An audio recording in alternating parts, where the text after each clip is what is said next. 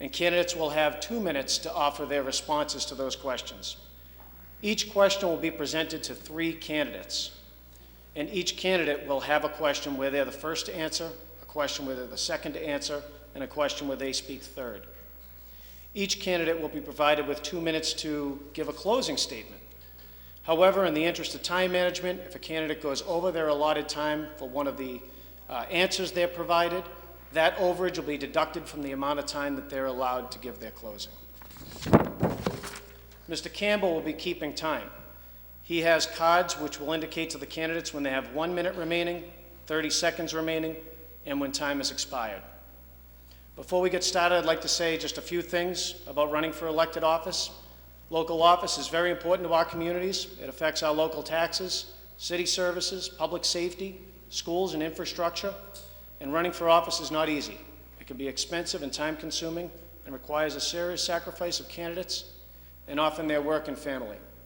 Therefore, I'd like to begin this debate by offering a big round of applause to all these candidates for making this sacrifice and helping us here tonight.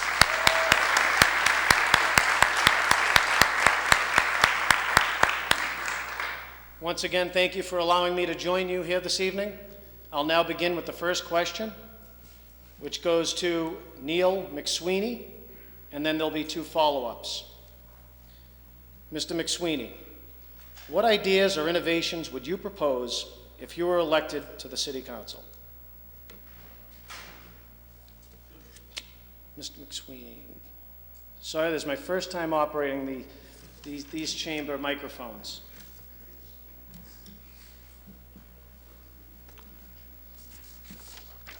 I'm sorry.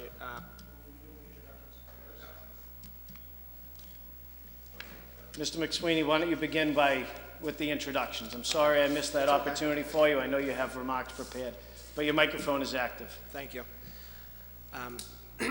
My name is Neil McSweeney. I'm running for City Council. I want to thank everybody for their time here this evening, especially Mr. J. Campbell for putting this event together. What really strikes me at the heart of this election is the enthusiasm by not only the candidates, but also the contingent of supporters they each have.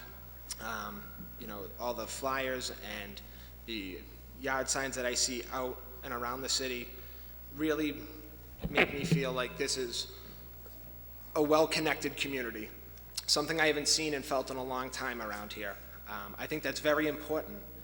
I do believe that people elect people, and I believe that it's important for each of us or each candidate or each member of the City Council to remember that and to always believe that we're acting in the best interests of our fellow citizens. So I can tell you without a doubt that is how I will serve as a City Councilor when I am elected in November, and I look forward to serving you as your City Councilor. Thank you.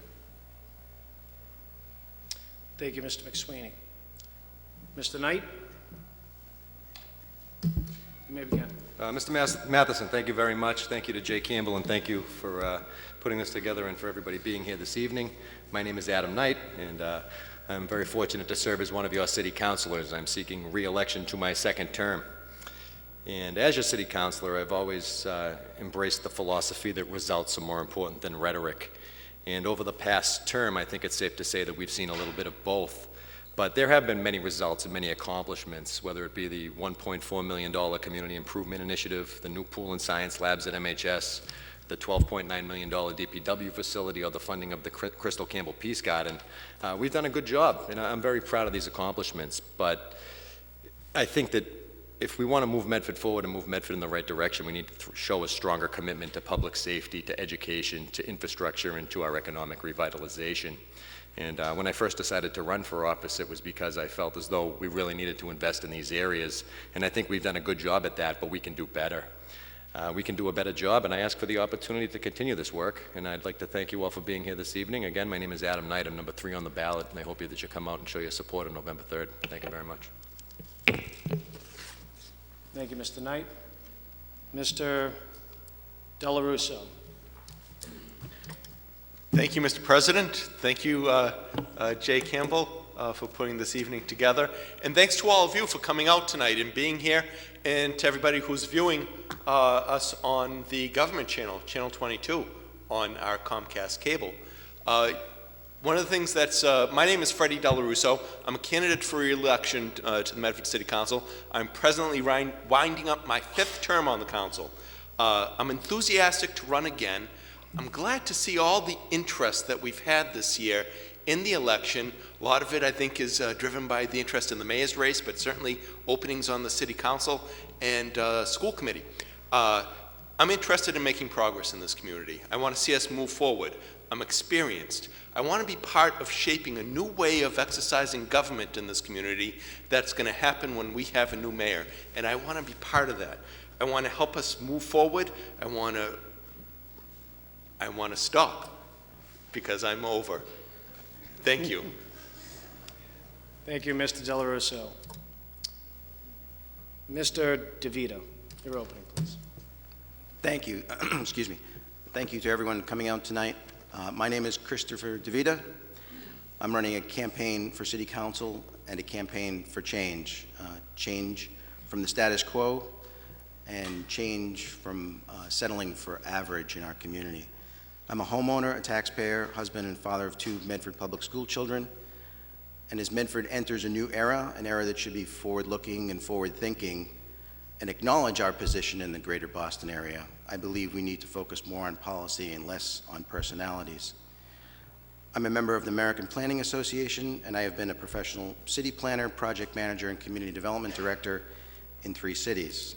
I have a personal commitment to represent citizens and build community through input and collaboration with residents.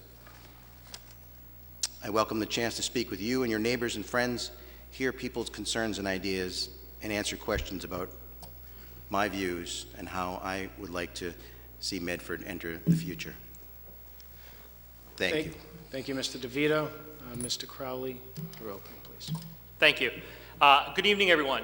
My name is Mark Crowley, and thanks to all of you for coming out tonight, as well as watching on television this evening. This November, we have an incredible opportunity to reshape the future of Medford, a chance to move us forward and not stay stuck in the past. We can't keep electing the same people year after year and somehow expect different results each time. I'm running for City Council to bring a new generation of leadership with forward-looking vision and help unlock the potential that we all know Medford has. Now, I've spent my career in business, helping companies grow, create jobs, and balance budgets. Today, I work as the Director of Finance for a software company called Constant Contact. I'm a graduate of MIT, where I received my MBA, and I also have a degree in economics from Brandeis University. And most importantly, I've been married to 17 years to my wife, Suanna, and together we have 2 lovely daughters, ages 3 and 10. Now, as you cast your vote this November, consider the most important job that the City Council has is to review and approve the budget. It only makes sense that there's someone on that council that understands the numbers. Again, my name is Mark Crowley. I ask for your vote on November 3rd so we can bring some long overdue change to the City of Medford. Thank you. Thank you, Mr. Crowley. And next, and last but not least, Mr. O'Keefe, your opening. Thanks for your time. Great. Thank you again. Hi, my name is Bill O'Keefe, and during the past 25 years here in Medford, I've successfully worked with many Medford residents. I've helped them attain their educational aspirations, achieve their personal career goals, and provided legal services pro bono for scores of Medford residents. Whether it's teenagers, young adults, senior citizens, when called upon and available, I've provided the leadership and expertise in easing Medford residents through advice and counseling. Having served on the Medford School Committee and various local nonprofit boards that include housing, special education, economic development projects, and youth sports, I've seen many positive things happen here in Medford when the neighborhoods, the residents, and the communities work together as one. It's now time for our local elected leaders to finally begin to work together as one for the residents, neighborhoods, and the future of Medford. With your vote, we can and will do better for Medford. I look forward to this discussion this evening and moving Medford forward. Thank you for your time. Thank you, Mr. O'Keefe. Now we'll begin with the first question. Mr. McSweeney, you had the benefit of moderator error. You've had some time to consider your answer. I'll repeat the question. What ideas or innovations would you propose if you were elected to the City Council? You have 2 minutes. Thank you.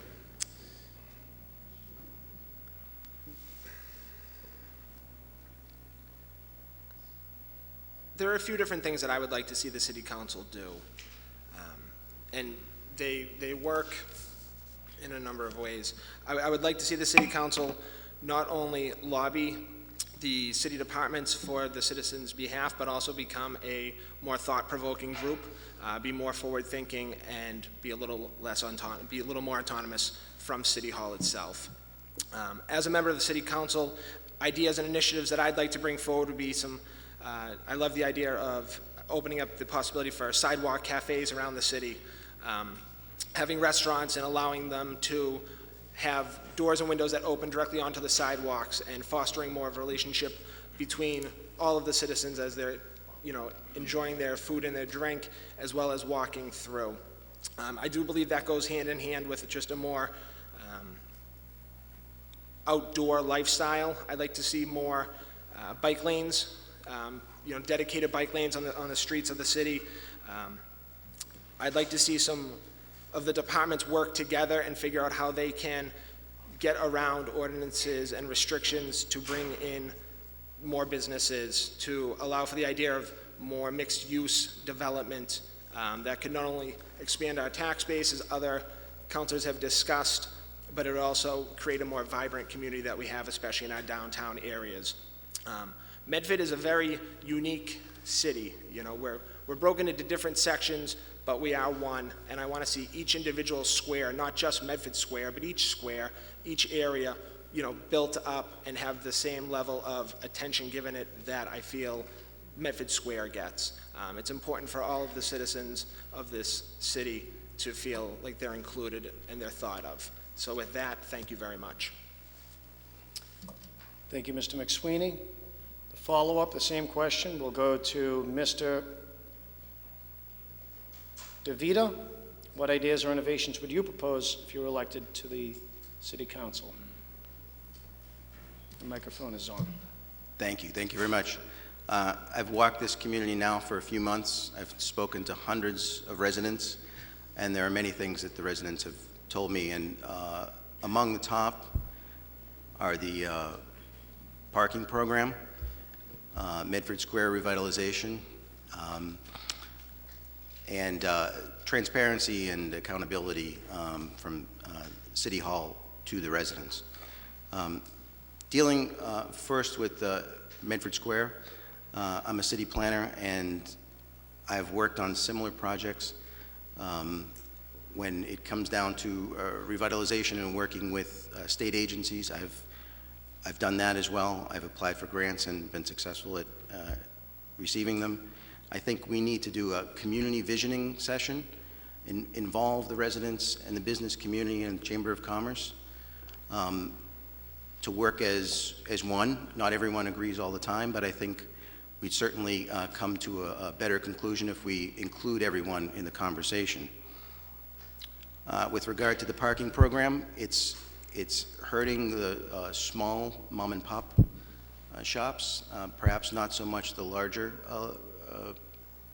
concerns and businesses, but small mom and pop shops need a little relief. And I would propose an immediate 30-minute free parking for everyone. And then, of course, if you stay longer, perhaps you'd pay at that point. With regard to accountability, everything that can be done on that level, much of it can be done through technology, and if it's not technology, then the cable broadcast and returning our video channel to TV3. Thank you. Thank you. The same question now goes to Mr. O'Keefe. Hi, thank you. And John, as you know, with being a sister city and all the development that you had in Malden, I mean, the growing pains that you had with it, Medford's at that stage right now in terms of how we're handling some of the things. I mean, in terms of innovation, I mean, we have to determine whether or not we want to be a bedroom community or a destination. And those are some of the things that we need to develop in terms of having a full understanding. And with the new administration coming into City Hall with a new mayor, they have to have that right appetite for development. And it has to be done appropriately. I mean, traffic and infrastructure, it's Medford. I mean, these are the roads that have been built, they've been built here. They've been here for 385 years. We can't expand these roads. So we have to work within the confines of what we have as a city and a municipal structure. So we need planning, we need finance, and then we need an implementation of both those strategies in order for us to be successful. I mean, right now, Medford is a wonderful place. I know a lot of people are running on the platform of change. We need to change this, we need to change that. What we need here in the community and on this city council are problem solvers. We have decisions that need to be made, and we need to make them collaboratively. We need to build upon what's currently in place. The parking program, is there a need for parking enforcement? Yes. Does it need to be to the extreme that we have it right now? I don't think so. I think some of it's benefiting our businesses, and I think some of it's impacting our business. But we need to find the right model in order to get things done, and we need people that'll solve those problems. I appreciate your time. Thank you. Thank you, Mr. O'Keefe.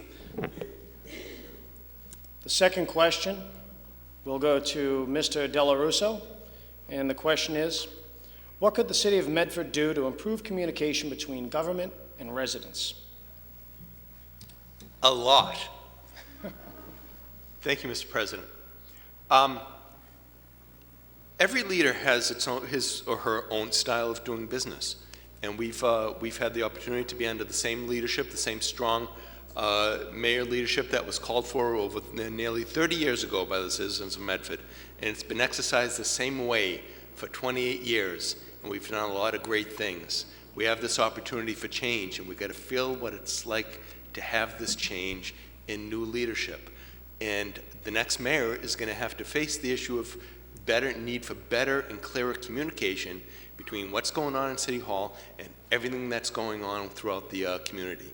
And one of the things we can do by that is having a communications officer in the city, somebody who has as part of their job to making sure people get the message, and doing it in a way that's perhaps a little more modern for some people, yet fits the bill for people who are comfortable with a style of communicating that we've had around for quite a while.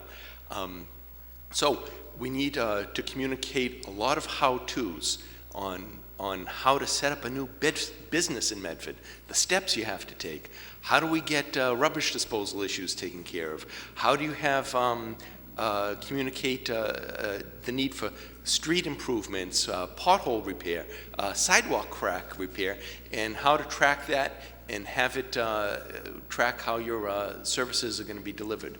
So I think improving the way we communicate, the way the administration communicates, delivers services to the community, and engages with people, and gives people an opportunity to communicate with the city by establishing forums for interaction and problem solving and moving the city forward. Thank you, Mr. Della Russo. The follow-up goes to Mr. Crowley. What could the City of Medford do to improve communication between government and its residents? Very good. Thank you. Certainly the current infrastructure that's in place today has been effective in terms of we all get our daily or weekly calls from Captain Barry Clementi. He's very, I've got him on my caller ID when it shows up, Barry calling me, so I think that's a great venue. Though I think, and certainly our Facebook and Twitter feeds have been very helpful as well. I think, however, what really is, beyond the tactical elements of communication in terms of, getting messages out to people, I think there needs to be a better connection between the elected officials in City Hall as well and the elected residents. And what I mean by that is has a lot to do with an issue I know a lot of us talk about is charter change.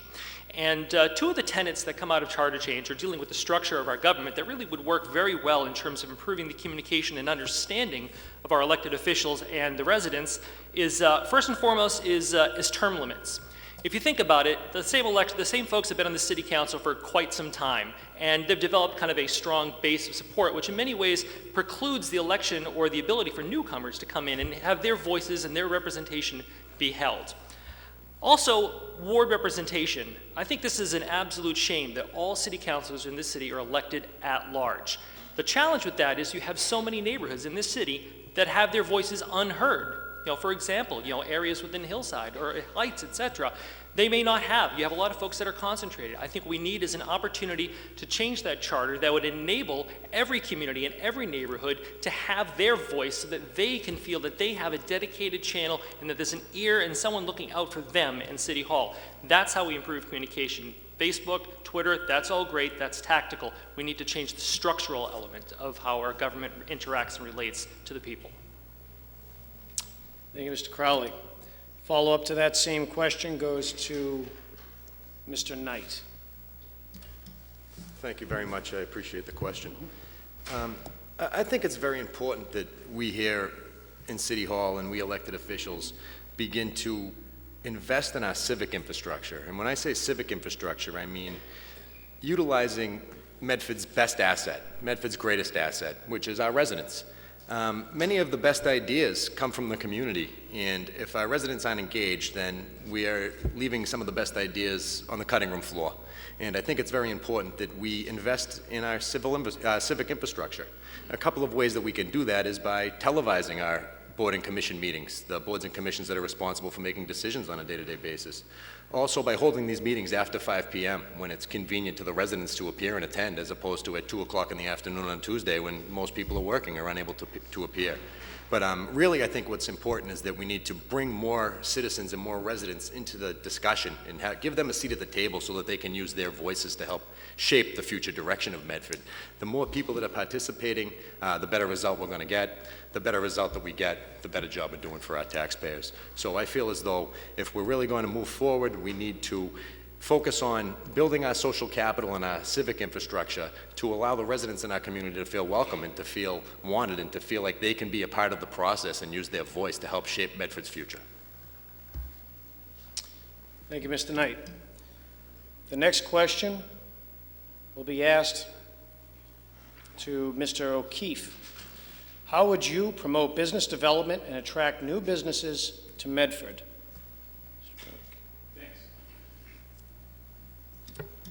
You're on. Thank you, appreciate the question. One of the things that you have to do is to make it user-friendly, as my peer colleague, Freddie Delarusso mentioned, in terms of making the permit process for businesses to be developed a lot more smoother.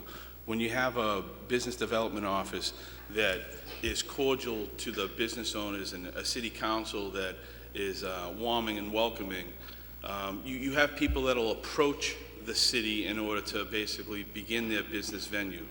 Economic development with your business development office has to start at the forefront. There's a variety of different tax incentives that you can do for business owners as well as for residents and senior citizens in order for them to have an abatement for opportunities to participate, whether it's in a nonprofit or for-profit atmosphere, in order to basically have that economic gain in order to stimulate the economy. Because us as business and resident owners in the city, we have a financial impact with regards to how these businesses are operating. So vacant storefronts mean that our taxes get increased. So one of the biggest things that, I'll pledge to you as a city council is to have financial transparency so that everybody has a full understanding. I don't think anybody here in this room has actually seen a breakdown of our financial report. Everybody's an investor here in a private way, and they get a breakdown of how their funds are invested. Everybody's investing here in Medford, and we don't have a state of city financial report that we can take a look at in order to see how our investment's being made. We need to know how the return on our investment is being made so that we're committed to the community, both on the business venture side as well as on the residential side. And that's something that needs to be done in order for us to fully understand what our economic landscape looks like as an investor in this community. Thank you, Mr. O'Keefe. The follow-up goes to Mr. Della Russo. Would you like me to repeat the question? Please. How would you promote business development and attract new businesses to Medford? As a small business owner in this community, I think it's important to give opportunity for people who have that entrepreneurial experience and that desire to grow and to engage in the challenges, the rewards, and the worries of having a small business, because it's all there, and I can attest to that. One of the things that, through my experience on the council, and that we've urged throughout the years to improve, is giving people how to get started within the community. And one of the ways that we can continue to do that is work with the department heads to give them the outlet and the facility to give people just a small how-to list. What do you need for permitting? What business is allowed in certain areas? Is this piece of property that you're looking at, does this allow this type of business? So just little simple things. And to have people who are experienced to mentor people when they want to come in. You know, the Chamber of Commerce is a great organization in the community, which I'm a part of, and to allow the Chamber of Commerce to work with City Hall, to work with the Department of Community Development, to identify places that have empty storefronts, and to encourage people and make Medford a more welcoming place where people want to do business, and to help create a climate by bringing people together and making them feel that they can make a stake in Medford and grow and prosper. And that's what I want to do. Thank you, Mr. Della Russo. The same question, how would you promote business development and attract new businesses to Medford, goes to Mr. Crowley. You may begin. Very good. Thank you. I've spent my 20-year career in business. I work for a software company that supports and helps small businesses grow. I understand what it takes to be a successful business owner and understand the challenges that any small business owner, or large business owner for that matter, deals with. To that extent, I think there's three aspects of how the city of Medford is long overdue, in fact, in promoting business development and attracting new business. The first stop starts with an Office of Economic and Community Development. The city of Medford has one person, maybe 1.5 if you consider it part-time. Look at a city like Malden or even Somerville, has a staff of 12. We need City Hall shaking the trees out there, talking to the business community, meeting with the investor groups. There's everything in the world that Medford has going for it. Location of Boston, transportation, demographics, a major university, fantastic demographics. Why wouldn't a business owner want to invest in this community? It's worked very well in Somerville. It's working well and starting to take hold in Malden. For many years, Somerville, my dad will attest to this, was called Slummerville. Davis Square was terrible. Look at it now. It's taken vision and new leadership in that city to really turn things around. So you need an economic development board working. You also need to work on the permitting, as Mr. Keefe mentioned there. I'll give you an anecdote. I was at the City Council a few weeks back, and Panera, it's opening up there in Wellington Circle, was going through their permitting process. They were getting grilled over it. Over the sign was a little bit too large. Honestly, the guys came back to me, and I was sitting next to them and said, how can anybody want to do business in this city if you people are raking these people that are trying to invest in your city, you're raking them over the coals? Frankly, we need to be making things a lot easier in that respect. And then lastly, you fix the parking. I think that's a travesty right now in the square. That's on the backs of the small business owners. Why we're charging to park for in the square in the first place, this new program put into place turned what was free parking into paid parking. The point of the program was to get rid of the commuters, not to disturb or distract small business people from doing shopping in the small squares. So that's it, economic development, permitting, and parking. Thank you. Thank you, Mr. Crowley. The next question goes to Mr. DeVito. Some parks, as well as public and private buildings, are not ADA compliant. What can the city do to improve this situation? Well, as Community Development Director, I actually worked on many of these projects personally. And It's one area where the Community Development Block Grant, which Medford receives to the tune of about $1.3 million a year, can be used to make accessible almost every building except for public building. So in that case, the answer is to write a line item into the Community Development Block Grant plan, which is done annually, every year, for a certain amount to be set aside to make buildings ADA compatible. Right now, we spend that money in good ways, but if that's a priority for the community, then we should make a point of putting it into the annual plan and the 5-year consolidated plan, and say that we're going to make an effort towards ADA compatibility. Thank you. Thank you, Mr. DeVito. The follow-up goes to Mr. McSweeney. Would you like me to repeat the question? Some parks, as well as public and private buildings, are not ADA compliant. What can the city do to improve this situation? Thank you.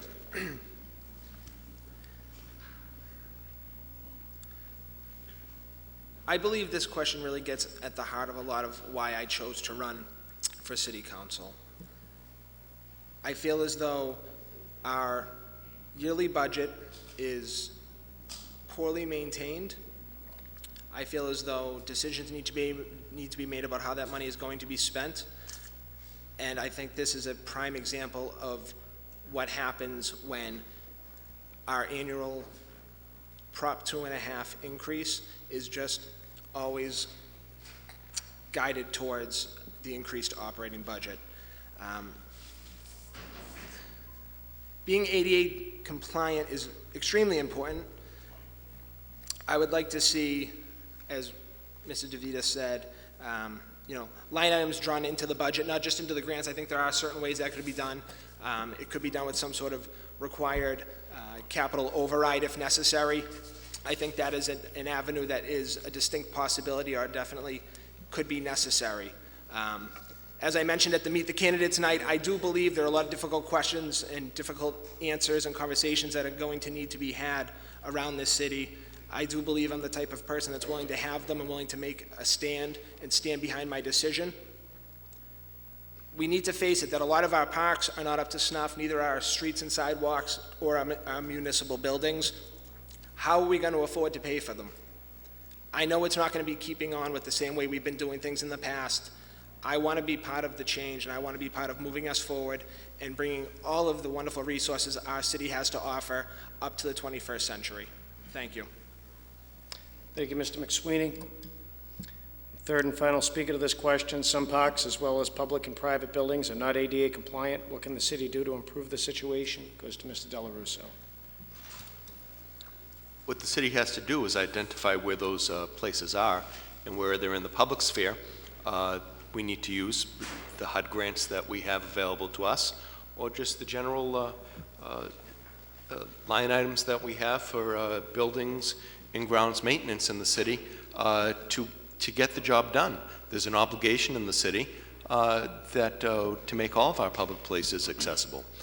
It's been done in the past. I was proud to be part of the effort that when we built the Field of Dreams behind Medford High School, that an effort was made to improve and make accessible that whole complex. And I was proud to be part of that, and I'll continue to be part of any effort to make buildings accessible where the need exists. So we need to identify those facilities that are in the public sphere and make the effort to get it done. It's not always an expensive thing. It's just a matter of finding out those areas where it needs to be done and make them accessible and welcoming and convenient places for all of our citizens and all of our visitors. Thank you, Mr. Della Russo. The next question is to Mr. Crowley. Many city services have been outsourced, such as trash pickup, parking enforcement, recycling, and yard waste. Do you see more or less outsourcing as part of our city's future, and why? Thank you. I think there's certainly a time and a place for outsourcing. As you learn in business, you learn You outsource what things you're not necessarily strong at, and you do in-house what is your core competency, what you're good at. And so I think, to the extent that, if we've determined that our city is, we're perhaps not as good at trash collection, then, I think there's an opportunity, and certainly can save us money, to free up money elsewhere. I think that's always the challenge that you see, not only with your budget at home, but as well as in business, is that there's only so much money going around. So if there's an opportunity that perhaps we can achieve a better service through an outsourced party, so that we can then redirect those money towards perhaps fixing our roads, towards in fact perhaps hiring new teachers, or in fact investing in our squares, that I think there's the opportunity. We all recognize that, in an ideal world, we'd love to be able to do everything in-house. The practicality of it is that we cannot. There are things that we just can't always squeeze into that budget. So that, I think there is, I think we should always, appropriately and judiciously explore opportunities. However, I think there are certainly things that, we need to make sure that we stay focused internally in terms of skills and competencies as a city. But, I think the challenge that we have with outsourcing is quality control. I think a lot of us are very dissatisfied with the parking process. Outsourcing to a vendor who clearly has very little understanding of what it is that we're doing. Same thing goes for the trash. I think the challenge there sometimes is we need to make sure that we're holding them accountable to the agreements that we have. I think too many of us find that we come home after a long day at work and find our trash barrels sometimes still empty or perhaps strewn in the middle of the street. I got a 3-year-old. I can tell her to put her toys back in her room. I'd like to see the trash guys put the buckets back in the same place that they found them. Thank you. Thank you, Mr. Crowley. Same question now goes to Mr. Knight. Do you need me to repeat the question? If you would, may. Many city services have been outsourced, such as trash pickup, parking enforcement, recycling, and yard waste. Do you see more or less outsourcing as part of our city's future, and why? I personally don't have so much of a problem with the outsourcing of our trash pickup or our parking program as I do with the privatization of our DPW services. And I think what we're seeing here in the city of Medford is the long-term effects of privatization on certain DPW services. Instead of making an investment in personnel and in manpower, we've made an investment in a private company coming in here to do things like mow the cemetery and mow our parks. And because we have an outside company coming in, we've really lost a lot of the institutional knowledge that our employees have. We've lost the control. We've lost employees that have vested interest in seeing the success of this community grow and build. And we've also seen manpower shortages. As an employee leaves, they're not replaced, and instead a contract is issued to privatize. So I think right now that we really need to take a focus on analyzing what we have privatized and what we haven't, and determining what those ill effects are, because I think we're feeling them right now. We're feeling the short-term gains that we see financially from privatizing city services, but where right now the compounding effects and the long-term effects of privatizing state services have really put us in the position that we're in for us to be able to deliver the basic municipal services that we're talking about: potholes, signage, striping, park maintenance, park upkeep, building maintenance, building upkeep. So I think that right now we need to make a focus on moving away from the privatization of governmental services and actually taking things in-house and owning them in terms of our public work world. Thank you, Mr. Knight. The same question will now go to Mr. McSweeney. Many city services have been outsourced, such as trash pickup, parking enforcement, recycling, and yard waste. Do you see more or less outsourcing as part of our city's future, and why? Thank you. Excuse me.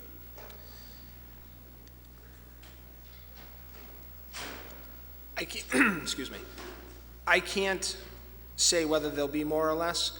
What I think is the most important is making sure that the companies that the outsourcing is going to are accountable, and that the bottom line net effect on our city's budget is transparent.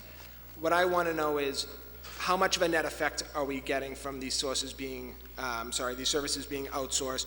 What is the cost benefit to local residents not being able to work for their own city, not having that pride in where they live?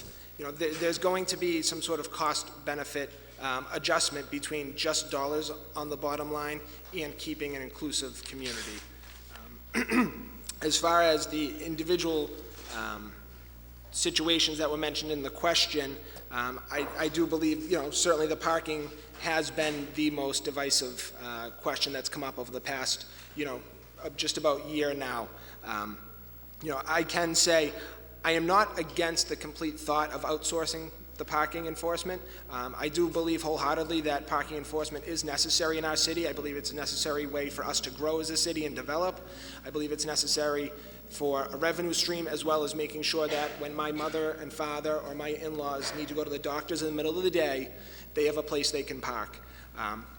And the way the parking was enforced before that was not working. A new avenue,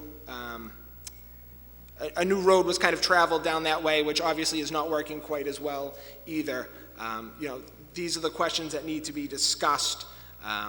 And I do believe that the new administration, no matter whom it is willing to have that conversation. I'm willing to be involved in it as well, because I'm very curious as to how we're going to move our city forward. Thank you. Thank you, Mr. McSweeney. We've arrived at the last question of the first part of our debate, and it is: arts, beautification, and public events are all important city components. How would you support any one or all of these? And the first respondent to that question is Mr. Knight. Maybe again. Can you repeat that for me, please? I was trying to write it down as you're saying it. Yep, certainly. Arts, beautification projects, public events are all important city components. How would you support any one or all of these? Thank you very much. As I stated earlier in how we can better communicate with our residents, I think it goes along with that point that some of the best ideas come from the community. Some of the most dedicated individuals that are committed to making our city a better place come from the community, and we need to build these partnerships.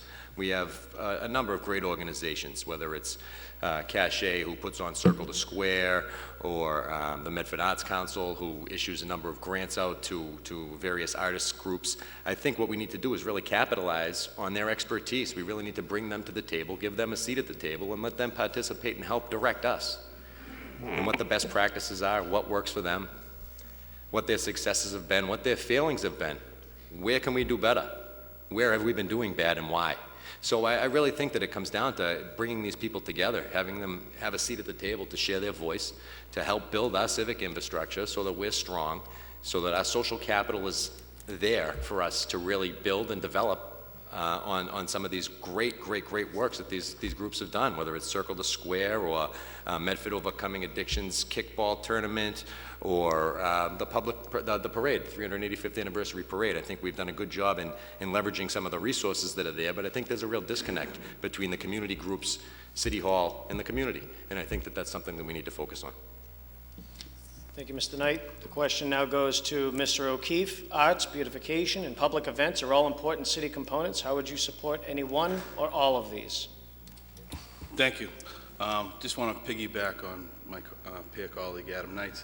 There is a disconnect with regards to these groups and some of these commissions. I know everybody has good intentions in terms of what they want to offer. Ironically, I actually sit on the Medford Little League board. We just basically had a meeting, and we have a bunch of containers that are in and around the parks in the city of Medford. So I've been engaged with the different art councils in order to basically have them brand Medford with some sports emblems and some artwork that would be beneficial and bring some color into some of these parks in order to partake the bland look that's basically out there with some of these very large containers. So it's an opportunity to have a value added. I was part of the school committee when I made the resolution with regards to the Chevalier Theater in terms of turning that into an opportunity to show movies, frontline movies at the Chevalier Theater, where there was a business interest in a particular resident that was looking to basically provide that service at the Chevalier Theater. So there was a disconnect between the different groups, and bringing them collaboratively together, and I think falling under some of the responsibilities that the administration should be able to partake with these commissions, where there's a little bit more authority from the administration rather than these commissions. I think there'd be a good participation in a lot of activities that would benefit the arts and the cultural centers in and around our community, and I think it's a value added that we start to begin that process, because I believe many of these groups are ready, willing, and able to provide these services to the community and basically put their investment back into Medford. Thank you, Mr. O'Keefe. The same question goes to Mr. DeVita. Arts, beautification, and public events are all important city components. How would you support any one or all of these? Thank you. This is about value in the largest sense of the word. It's not about doing any one particular thing. It's not about bringing a group of artists in and hoping they revitalize Medford Square. It's not about locating them in a building and saying, we've got an arts community. It's about a total commitment to the arts in Medford because it brings value far beyond just the immediate gratification of having so-called artist community. It's about learning in the schools from the youngest ages all the way up through high school. It's about keeping people interested in our community. It's about festivals that have already begun through the outreach and good works of people in the community like Circle the Square. It's keeping all of that together and in some sort of cohesive form and keep that ball rolling. And if it's money, it could be some monetary commitment at first, but in general, these things work upon themselves and they will bring value in all senses of the word to Medford. And I wholeheartedly support making arts a part of our budget, increasing the budget for arts, and bringing it into the next level, which we've seen from surrounding communities. I believe we have a great opportunity here in Medford, especially in Medford Square. It's a little bit of a blank space now. We've got a great opportunity there. Thank you. Thank you, Mr. DeVita. This concludes the question portion of the first stage of our debate. We're going to take a 1-minute recess for the candidates to gather themselves and their comments for their closing statement. That'll begin in just a minute.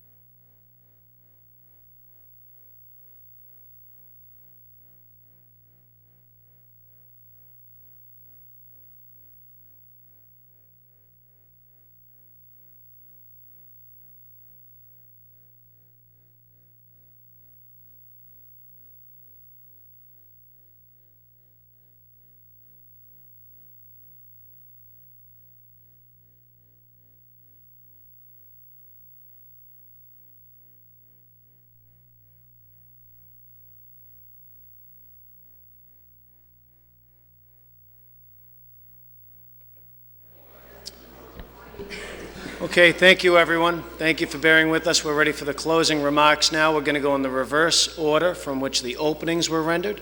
So it's going to begin with Mr. O'Keefe, and it's going to conclude with Mr. McSweeney.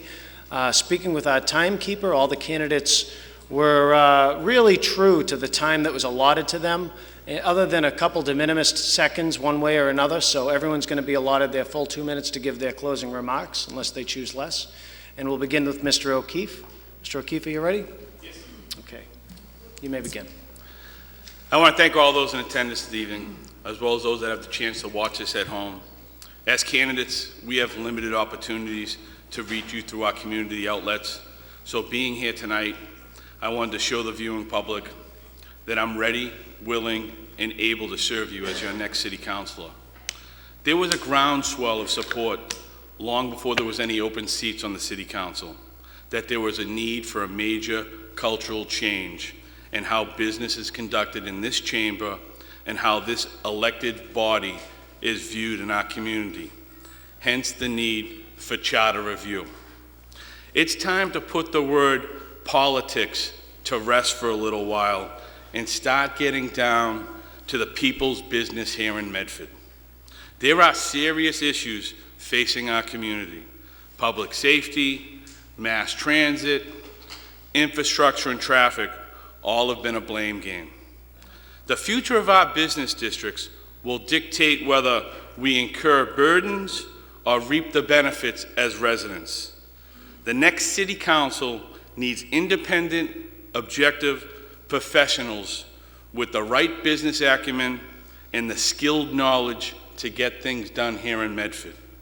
On November 3rd, you, the voter, will get a chance to vote your opinion, and with your vote, it doesn't mean being elected makes you a leader. It reveals whether you are a leader. And what we've seen by the number of candidates seeking election, the revelation is pretty clear about what goes on or doesn't go on in these council chambers. I'm number 11 on the ballot, and I ask for your vote. To learn more about me, please visit my webpage at billokeefe.com. Your one vote will count with me. I thank you for your time. Thank you, Mr. O'Keefe. Next to speak is Mr. Crowley. You may begin. Thank you, Mr. President, and most importantly, thank you to everybody. This is really an incredible sign of the interest and the passion and dedication that we have to our community. And thank you to everyone watching on television this evening.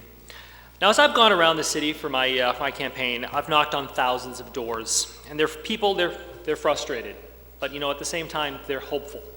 You know, they're frustrated because they're frustrated with the legacy that's been left behind of years of lacking of new faces and new ideas in City Hall. And that legacy is empty storefronts, a police station in terrible condition, an underfunded library, poorly maintained roads, and you're asking yourself, where is your tax dollars going? But at the same time, we all should be hopeful.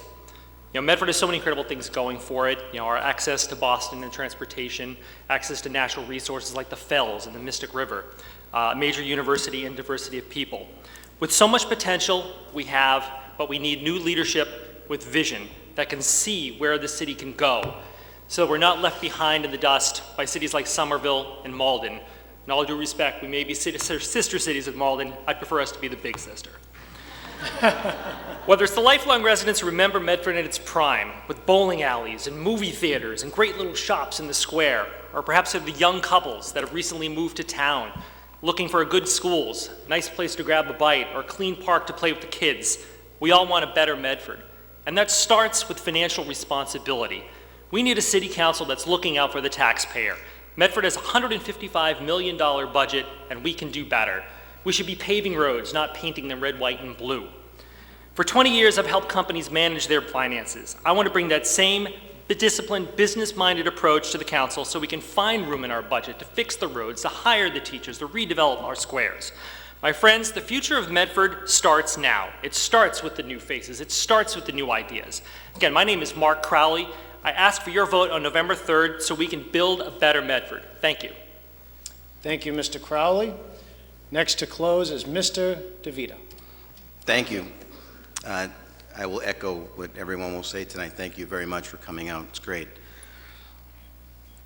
I'd like to see us plan for the future and not just planning in the sense of where I've come from in my professional background with zoning and development. I mean plan in the broad sense of the word for everything. After all, we sit only 5 miles from downtown Boston.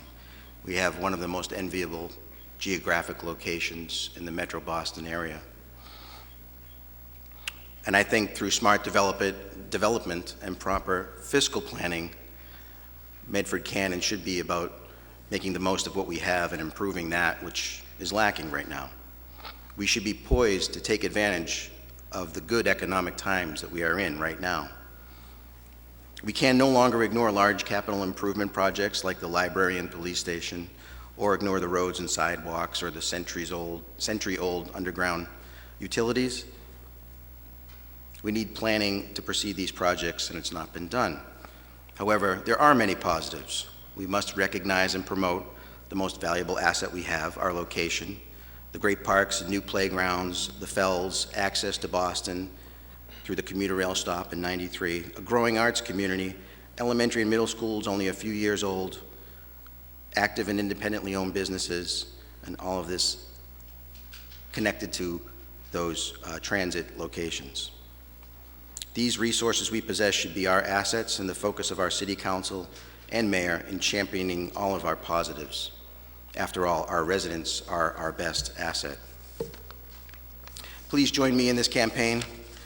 It's really all about the residents of Medford. This election season, we have seen a great debate of issues, the likes of which we have not seen for many years here. This is our city, and we're here to shape it for the better, for the present, and for the future. Thank you for your vote. Thank you, Mr. DeVito. Mr. Della Russo? Thank you, Mr. President. Thank you, Jane. Folks, thank you all for being here tonight and for listening in such an attentive and respectful manner. I appreciate it. Folks, I have a privileged position. There isn't a day that goes by that I don't have the opportunity to sit down with families and meet with people and hear what's very important to them in their lives. And I appreciate that opportunity I have every year, every day. Throughout my years on the council, I've been proud to be part of major development initiatives that have happened in this city, whether it's been River's Edge, Stations Landing, the construction that's just starting on a new hotel in the city, at the gateway to the city on the Fellsway at Wellington Circle. I'm proud to be part of the capital improvements that have happened in the high school and throughout the city in some of our buildings. I want to be a part of moving Medford, continuing to move Medford forward, to be part of improving Medford Police Station and